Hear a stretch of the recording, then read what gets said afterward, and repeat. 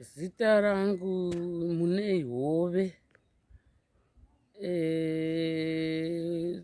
Ndiri Sabhuku Tachiona mudunhu raMutonga mudunhu rokwaMazvihwa raMambo Mazvihwa mimba yekwamapaire. Usabhuku hwangu somudzimai ndinotonga ndiri mudare rekwaTachiona kwamapaire mimba yekwamapaire.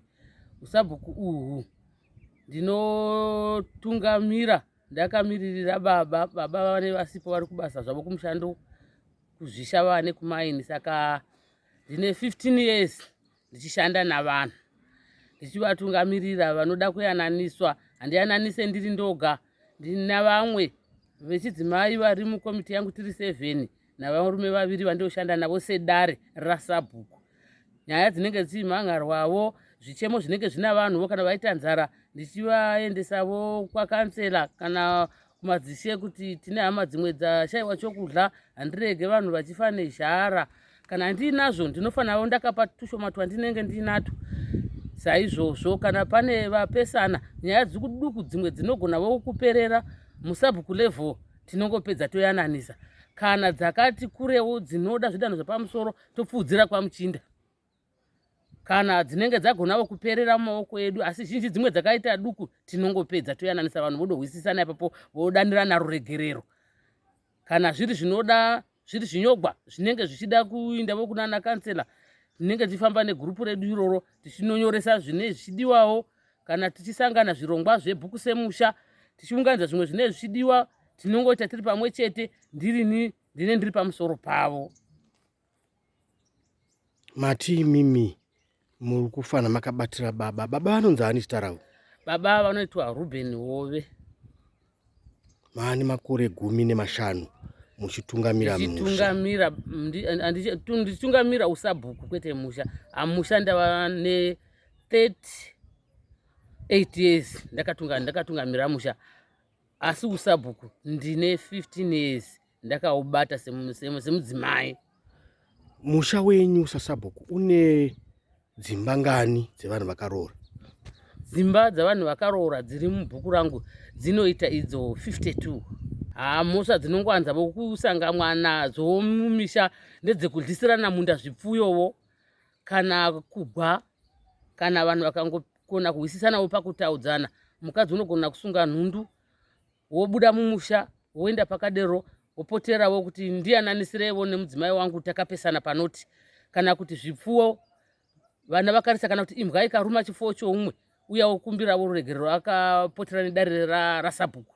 Tiudzirevo kuti takavakanganisira, imbwa yedu yakarumavo mbudzi yavo. Kana kuti mwana akatema chipfuwo chemuvakidzani ziso rikabvoka. Izvozvo zvinhu zvatinongogona kungoyananisa nyaya dziduku dzakaita saidzodzo. Kana kungobirana muriwo mamai pamagadheni, unogona kuwanikwa imwe mai ichitanha muriwo womwe mugadheni uyawo manhara kwaSabhuku level. Vachibawo muriwo wangu ndawana vachidotanha vaya kuti ruregerero ndandangotanhavo nokuvimba, kana kuti ndandangoita uruchiva. Ndedzimwe nyaya dzatinosanganisa. Kana vana kurovana, vana varovana vabereki vopindira, mwana wako wakarova mwana wangu, saizvozvo. Kana kungotukana kushandurana kusiku, mamai wogona kubatana zvitobva tovaisa pasi pomurayiro. Hazvitendegwi sevanhu vakuru, garisanai zvakanaka. Ndodzimwe nyaya dzatinosangana nadzo tichiyananisa.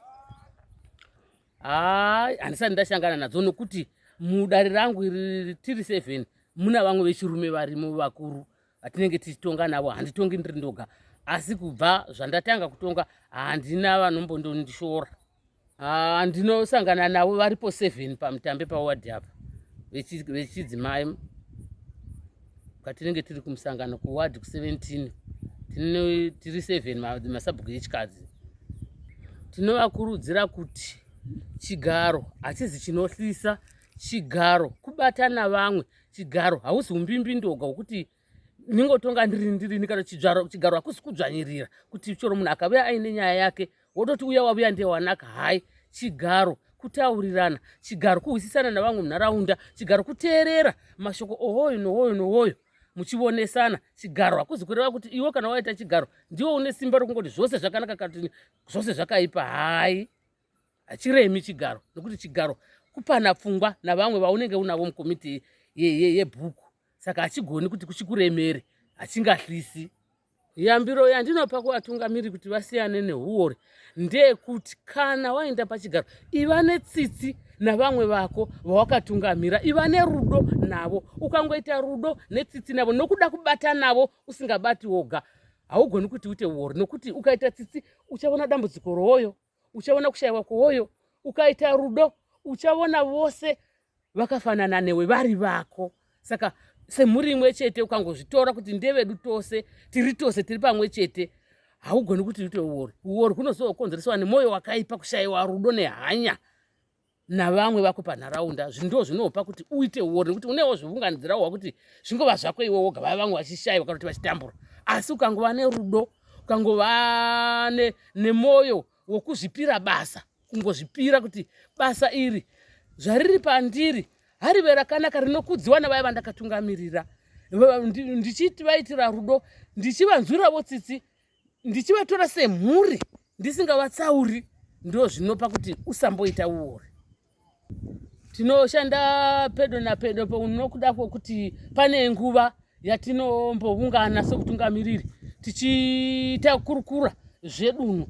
Kana dunhu ringava raita matambudziko, kana dunhu ringava raita zhara, kana dunhu ringava raita zvinetso zvakamira apo napapo tichigovana, unobva koko uchava nechinetso chiri kubhuku rake, muchindavo achihwa zvichemo zvatinenge tichivapira, kana kuti samakanzera achihwawo zvichemo zvatinenge tichivapira.